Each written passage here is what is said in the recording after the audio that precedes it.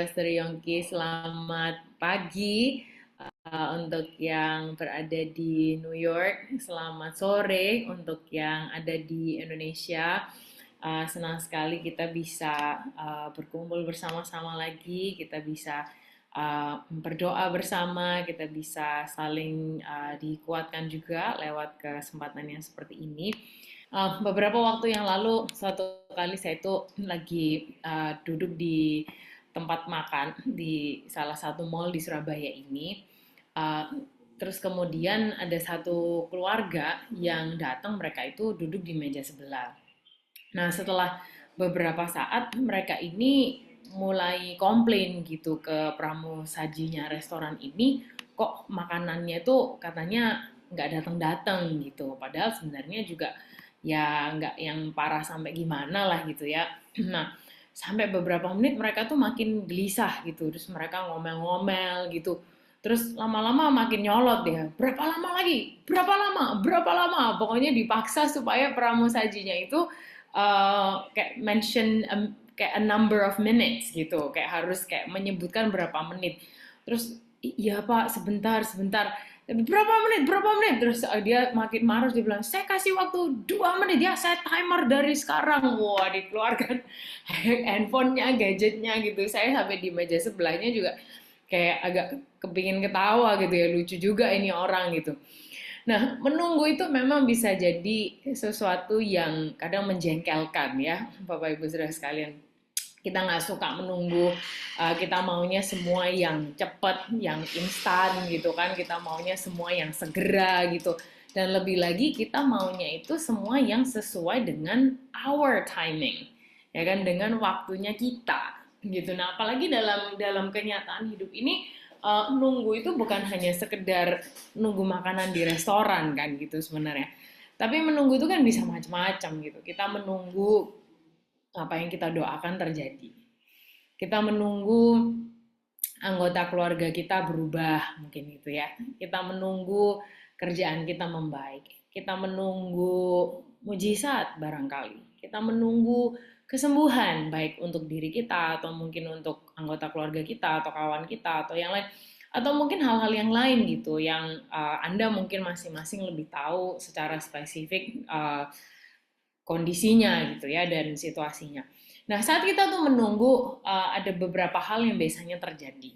Antara lain tuh yang pertama tuh pikiran kita bisa kemana-mana, ya kan? Apalagi karena situasinya kan serba nggak pasti. Kalau kita menunggu dan kita juga nggak tahu ini harus nunggunya itu kan berapa lama gitu. Jadi pikiran kita bisa kemana-mana, kita khawatir, terus cenderungnya kita memikirkan skenario terburuk gitu ya kan? Seseringnya gitu daripada memikirkan skenario terbaiknya, tapi kita memikirkan skenario terburuknya. Terus kita berandai-andai ada hal yang belum tentu terjadi, kita pikirkan, kita bisa overthinking dan lain-lain. Jadi pikirannya bisa traveling kemana-mana gitu. Ya memang apa yang kita pikirkan bisa aja terjadi, tapi juga bisa jadi jauh sekali gitu dari apa yang akan terjadi. Yang kedua biasanya yang terjadi waktu kita menunggu, walaupun sebenarnya banyak sekali ya kecenderungan ini kan beberapa hal contoh. Yang kedua kita bisa be anxious, kita bisa tenang gitu. Kita bisa kayak apa yang bisa kita kendalikan, yang bisa kita lakukan gitu, bawaan manusia. Jadi kalau yang terjadi itu di luar kendali kita, di luar preference kita, kita nggak suka gitu. Dan makin kita nggak suka, makin cemas kepikiran, makin itu terus aja menjadi terus yang nggak terhenti-terhenti. Dan yang lain yang terjadi saat kita itu menunggu antara lain adalah kita merasa seolah-olah waktunya itu terbuang. Seolah-olah sia-sia gitu semua yang terjadi. Ya kan karena pikirannya sudah kemana-mana, karena kita sudah cemas, tapi tetap tidak bisa merubah situasi, jadi kita merasa seolah-olah ini semua seperti buang waktu gitu. Harusnya ini terjadi bulan lalu. Harusnya aku sudah mencapai target ini sejak kapan? Harusnya dia berubah dari yang lalu, harusnya gitu. Atau kita juga mikir kalau situasinya gini terus ini apa gitu. Semuanya tuh wasted.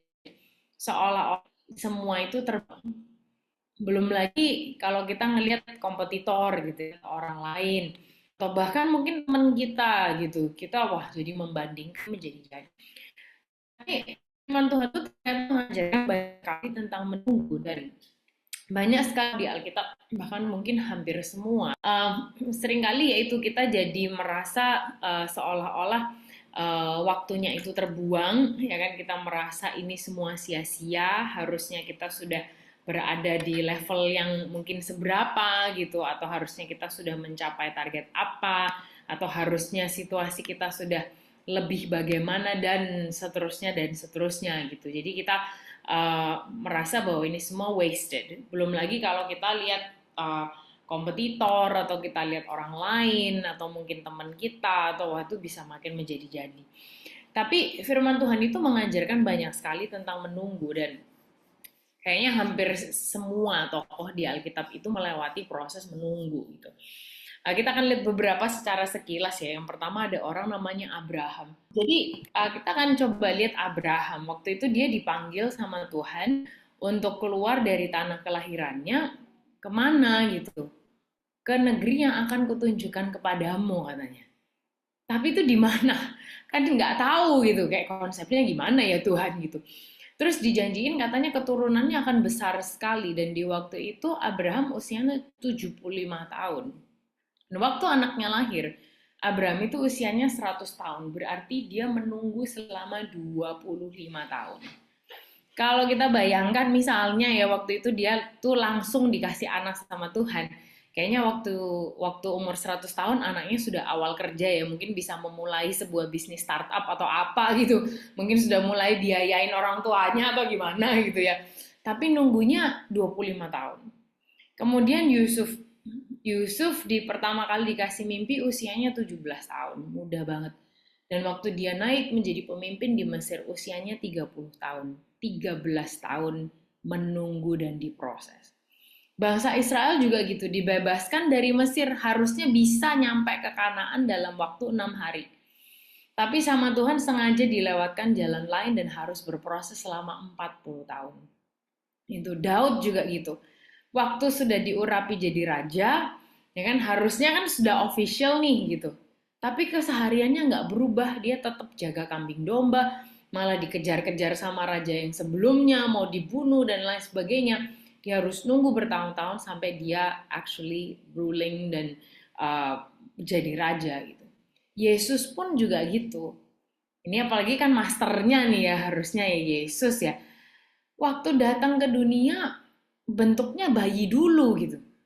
Padahal kan harusnya ya kalau dia ini Mesias, juru selamat, entrance-nya tuh harusnya yang grand gitu kan, gitu, atau yang spektakuler supaya orang tuh langsung percaya gitu. Tapi ternyata enggak. Harus jadi bayi dulu, bertumbuh seperti manusia, harus dengan begitu fragilnya mempercayakan dirinya itu dirawat oleh manusia, ya kan, dan kemudian harus tunduk sama asuhan manusia, tunduk sama didikan manusia, jadi anak tukang kayu, berproses dulu sampai kemudian di usia 30 tahun dia baru memulai pelayanannya. Waduh, desain Tuhan kok kayaknya gitu banget gitu ya. Tapi sebenarnya dalam proses menunggu itu nggak seburuk itu gitu. Kita seringkali pengennya cepat, instan gitu. Tapi ada seorang penulis namanya Paul David Tripp membantu kita memahami ini dengan dia bilang gini, waiting is not just about what you're hoping for at the end of the wait, but also about what you will become as you wait. Menunggu itu bukan hanya sekedar tentang hasil akhirnya nanti seperti apa. Nanti di akhir masa menunggu kita dapat apa. Tapi juga tentang selama menunggu kita jadi apa. Itu sekali lagi ya, jadi menunggu itu bukan hanya sekedar hasil akhirnya seperti apa, nanti di akhir kita dapat apa. Tapi menunggu itu juga tentang selama menunggu kita jadi apa. Gitu. Nah, selama menunggu Tuhan itu juga bukan yang diem-diem aja atau kita dibiarkan membuang waktu, tapi Tuhan itu terus bekerja, dan ternyata mungkin barangkali ada begitu banyak yang harus dikerjakan, makanya Tuhan perlu kita untuk menunggu dulu supaya dia memproses kita selama waktu menunggu itu. Nah, jadi kalau tadi kita lihat Yang sering kali terjadi saat menunggu itu ada 3 hal kan. Yang pertama, pikiran kita bisa kemana-mana, kita anxious, terus kita merasa seolah-olah waktu itu terbuang. Nah, ada beberapa hal juga yang bisa kita lakukan saat kita menunggu. Yang pertama gini, saat pikiran kita itu kemana-mana, we need to focus on Jesus. Fokus kepada Yesus. Apalagi tadi kan dikatakan menunggu itu bukan hanya sekedar tentang apa yang kita dapat di akhir masa menunggu. Tapi selama menunggu tuh kita jadi apa? Nah, supaya kita nggak hanya fokus kepada apa yang kita mau, apa yang kita harapkan, apa yang kita doakan, dan lain sebagainya. Ya, fokusnya harus Yesus. Itu Ibrani 12 ayat yang kedua A berkata seperti ini. Marilah kita melakukannya dengan mata yang tertuju kepada Yesus, yang memimpin kita dalam iman dan membawa iman itu kepada kesempurnaan. Jadi kita diajak melakukan dengan mata yang tertuju kepada Yesus, karena Dia memimpin kita dalam iman. Karena ini penting sekali, di masa-masa menunggu, iman kita itu perlu aktif, dan itu hanya bisa dilakukan bersama Yesus dan melalui Yesus. Gitu. Nah, orang seringkali berpikirnya gini, makanya kayak kita tuh harus lihat apa hasil kayak gitu sedikit atau perkembangan sedikit supaya iman kita itu bisa lebih bersemangat gitu. Tapi definisi iman itu justru di Ibrani 11 ayat 1 dikatakan gini, iman adalah dasar dari segala sesuatu yang kita harapkan dan bukti dari segala sesuatu yang tidak kita lihat. Justru waktu kita lagi nggak lihat, justru waktu kita lagi tidak bisa melihat ke depan ada apa, atau kita tidak melihat apa yang kita harapkan itu terjadi, justru disitulah iman kita itu aktif. Makanya fokusnya harus Yesus gitu, supaya saat kita sedang tidak melihat apa yang kita harapkan, atau kita lagi nggak bisa melihat ke depan ada apa, kita bisa tetap go on, kita bisa tetap maju dan menjalani apa yang harus dijalani. Yang kedua, saat kita itu bisa anxious, saat kita cemas, saat kita tidak tenang, yang bisa kita lakukan adalah serahkan kepada Yesus. Kalau yang pertama fokus kepada Yesus, yang kedua serahkan kepada Yesus. 1 Petrus 5 ayat 7 berkata, serahkanlah segala kekhawatiranmu kepadanya, sebab ia yang memelihara kamu. Wah, ini sulit. Ya kan, begitu sulit. Karena sekali lagi, kita suka being in control, kita suka pegang kendali, kita suka kalau yang terjadi itu sesuai dengan kalkulasi kita dan apa yang bisa kita lakukan di bawaan manusia memang ya. Sehingga kalau yang terjadi itu di luar kendali kita, kita nggak suka. Nah, apalagi menyerahkan ke Tuhan, waduh ini gampang diucapkan, sulit dilakukan. Kalau kita doa, kita bilangnya, kami serahkan semuanya ke dalam tangan-Mu Tuhan gitu. Begitu sama Tuhan mau diambil alih kita, Tuhan nggak jadi. Canda, Tuhan bercanda. Ya kan bilangnya Tuhan kami serahkan semua ke dalam tangan-Mu. Begitu Tuhan mau ambil alih kita, Tuhan nggak, jangan. Kayak sesuai aku aja gitu, kayak sesuai apa yang aku mau, sesuai my timing, sesuai caraku, sesuai my circumstances. Ya kan sesuai begitu gitu. Tapi Bapak Ibu Saudara sekalian, sebenarnya itu adalah latihan untuk kita tuh surrender sama Tuhan. Memang nggak gampang. Saya tahu banget karena ngalamin sih sebenarnya ya. Nanti kalau misalnya masih ada waktu saya share cerita saya. Tapi saya tahu bahwa itu nggak semudah itu. Kalau ada dari antara Anda yang bilang nggak gampang, tahu banget, tahu. Tapi itu adalah latihan kita berserah sama Tuhan, surrender sama Tuhan. Latihan kita mempraktekkan kalimat jadilah kehendak-Mu. Jadilah kehendak-Mu itu dua kata yang killer sekali ya sebenarnya ya. Karena mematikan ego kita, mematikan keinginan kita. Tapi pada akhirnya kita tuh akan ngelihat apa yang Tuhan kerjakan dan apa yang Tuhan inginkan itu begitu luar biasa kok gitu. Well, biar lebih make sense ya, saya ceritakan apa yang terjadi. Jadi beberapa tahun yang lalu, saya tuh mengalami sebuah pergumulan lah gitu ya, yang saya lagi doakan berbulan-bulan, kepikiran terus sampai nggak bisa kerja, kayak aktivitas nggak fokus, sampai literally badan juga berasa nggak enak karena ada struggle ini, kepikiran ini. Wah, saya berdoa, saya puasa, saya baca firman, semua saya lakukan. Ya kan, kelihatannya benar. Saya bilang, ayo Tuhan, aku percaya Tuhan bisa. Aku yakin Tuhan pasti bisa. Tuhan pasti bisa lakukan mujizat A ini gitu. Wah, kedengarannya benar, Bapak Ibu Saudara sekalian. Tapi ternyata yang terjadi adalah saya pengen Tuhan melakukan apa yang saya mau. Wih, siapa saya ya? Saya yang ngatur Tuhan gitu. Saya pengennya Tuhan melakukan apa yang saya mau. Mungkin sebenarnya yang saya mau itu juga nggak salah, nggak keliru. Tapi mungkin timingnya itu nggak harus waktu itu gitu. Nah, di tengah segala struggle itu kan berproses ya, kan kita nanya nih sama Tuhan ya kan, kenapa sih Tuhan kok harus gitu? Kenapa Tuhan kok ini harus terjadi? Terus saya bilang gini, kenapa Tuhan kok ini harus terjadi kepada hal yang paling penting buat aku? Terus Tuhan bilang gini, tuh denger nggak diri sendiri barusan bilang apa? Apa ya? Saya mikir, kenapa kok ini harus terjadi kepada sesuatu yang paling penting buat aku?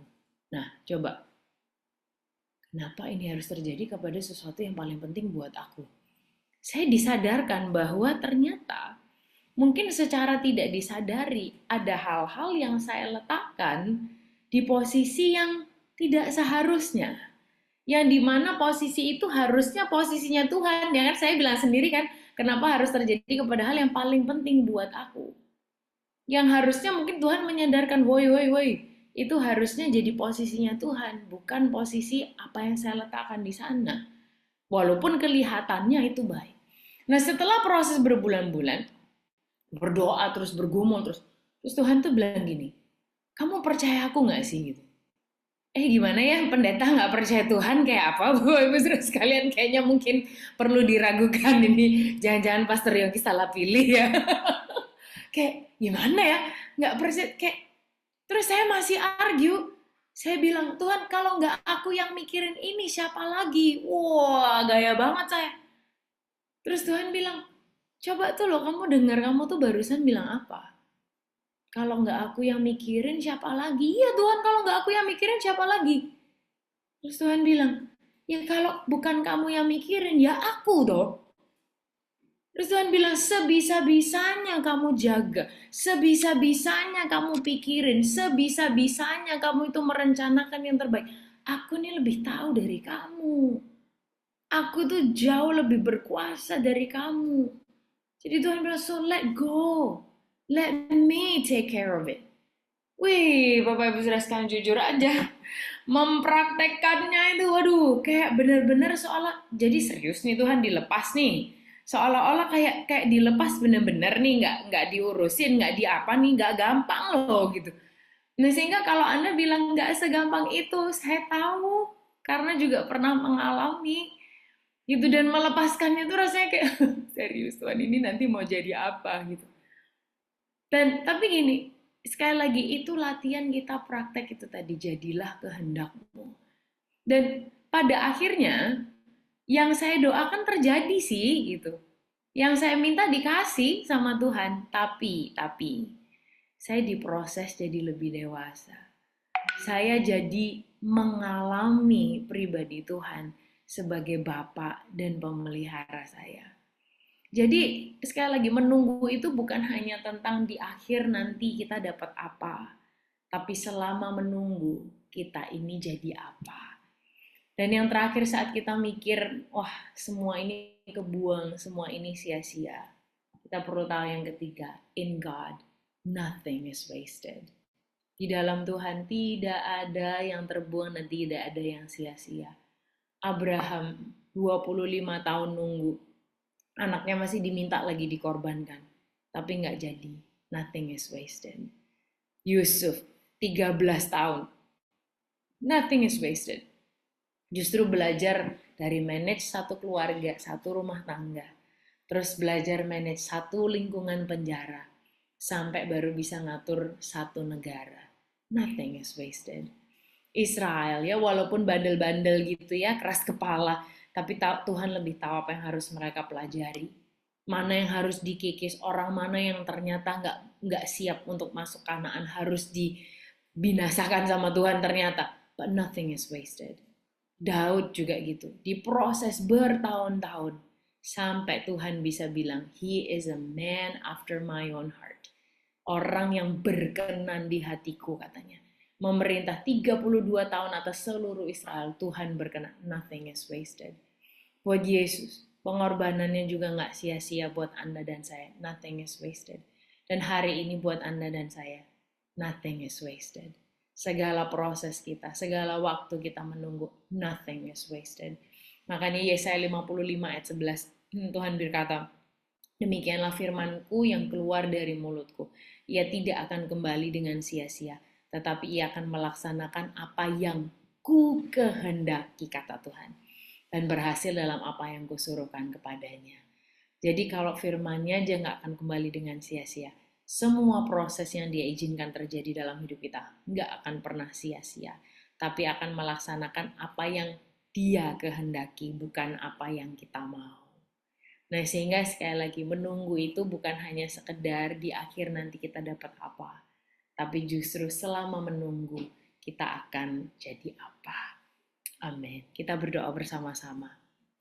Tuhan Yesus, terima kasih buat hari ini, buat momen ini. Kalau Tuhan mengingatkan kami lagi bahwa di dalam Tuhan, nothing is wasted.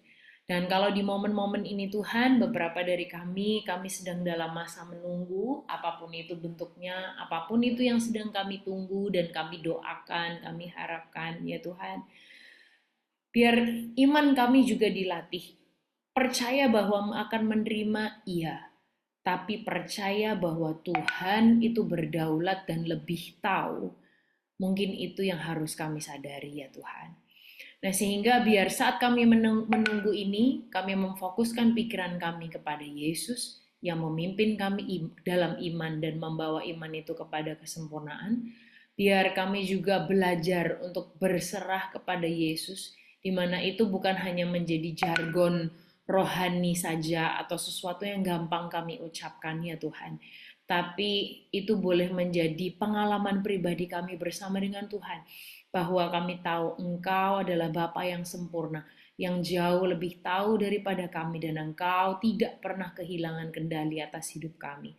Dan ingatkan buat hidup kami semua bahwa nothing is wasted, dan bahwa momen-momen kami menunggu itu justru menjadi momen kami semakin mengalami Tuhan, dan momen di mana karakter, hati, dan pikiran kami terus diproses untuk menjadi semakin serupa dengan Engkau saja. Terima kasih ya Tuhan, dan aktivitas kami yang selanjutnya, baik di pagi ataupun sore hari ini ya Tuhan, kami tahu Tuhan sendiri beserta dengan kami, dan anugerah dan perkenanan Tuhan itu mengiringi setiap langkah kehidupan kami. Terima kasih ya Tuhan, Engkau yang pegang kendali atas hidup kami. Hanya di dalam nama Tuhan Yesus kami berdoa. Amin.